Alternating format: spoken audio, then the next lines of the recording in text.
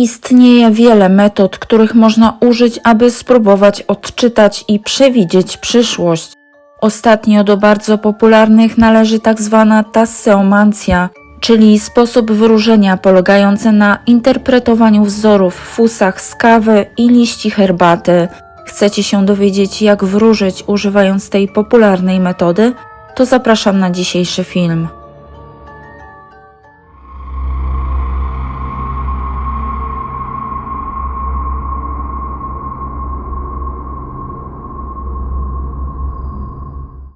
Do małej dzwonnicy w środku miasta wchodzi dziwnie ubrany mężczyzna. Rozkłada ramiona, a z jego ust zaczyna płynąć potok tajemniczych zaklęć. Po chwili nad jego głową rozlegają się dzwony, aby przemówić o rzeczach, które się jeszcze nie wydarzyły. Ta starożytna metoda wróżenia, praktykowana w starożytnych Chinach, na przestrzeni wieków stopniowo ulegała zmianom.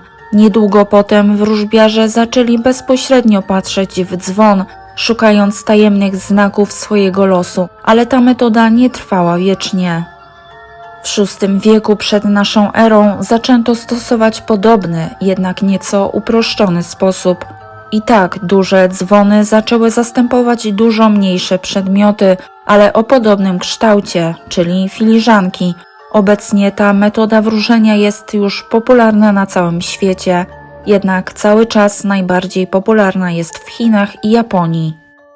Do wróżenia zazwyczaj używa się białej filiżanki bez żadnych zdobień czy wzorków, w której zaparza się mieloną kawę, jednak nie może to być kawa rozpuszczalna ani z ekspresu, a herbata musi być prawdziwa, którą należy zalać gorącą wodą.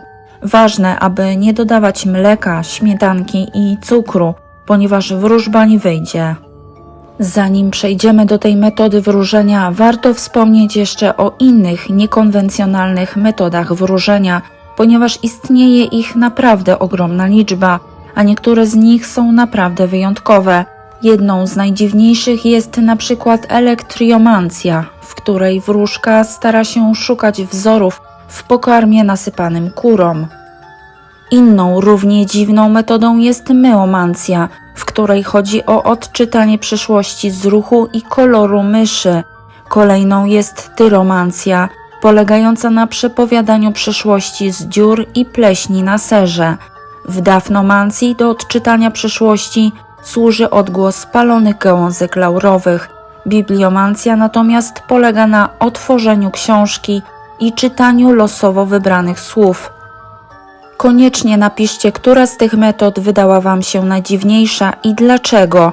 Jestem ciekawa Waszych opinii. Teraz przejdziemy do tematu wróżenia z fusów, czyli tasseomancji.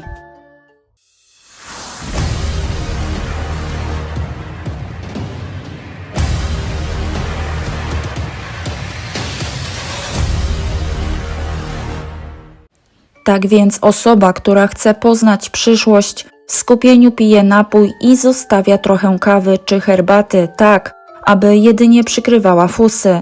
Następnie, trzymając filiżankę w lewej ręce, zatacza nią 3 koła, a na koniec odwraca się filiżankę do góry dnem na spodku. Teraz można rozpocząć wróżenie. Duża liczba liści herbaty pozostawionych w filiżance oznacza długie i bogate życie. Liście w jednym głównym skupieniu pokazują dyscyplinę i systematyczność danej osoby. Symbole znajdujące się bliżej uszka filiżanki wskazują na coś nadchodzącego, a te odległe na coś, co się kończy lub zanika.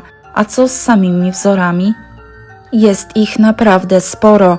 Często jednak pojawiają się kręgi, które oznaczają pieniądze albo prezenty. Chmury oznaczają psychiczną lub emocjonalną walkę, zmienność. Jasne, pierzaste mówią o zmianach na lepsze, ciemne, że można się spodziewać poważnych problemów. Kwiaty przepowiadają rozwój i sukces. Linie faliste wskazują na trudności, kwadraty równowagę, a proste linie oznaczają udaną drogę i wytrwałość. Dom to symbol naszego ciała, który może powiedzieć o naszej kondycji. Jeśli jego kontury są poszarpane, oznacza to kłopoty ze zdrowiem. Gałąź liściasta i prosta symbolizuje szczęście, natomiast złamana i uschnięta smutek i cierpienie. Igła, ość lub szpilka oznacza przykrość lub niebezpieczeństwo. Kamień symbolizuje kłopoty z osobą nieustępliwą, trudności czy brak postępu.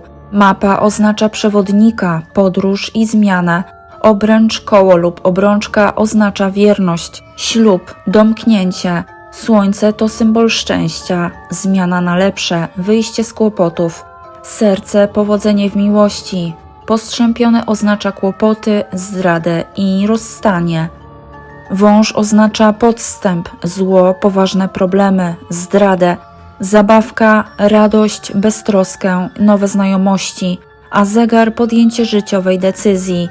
Czy planujecie wróżyć w Andrzejki? Napiszcie mi koniecznie, z jakiej metody skorzystaliście i jakie Wam się pojawiły symbole. Życzę Wam udanej zabawy i do usłyszenia w kolejnym strasznym odcinku.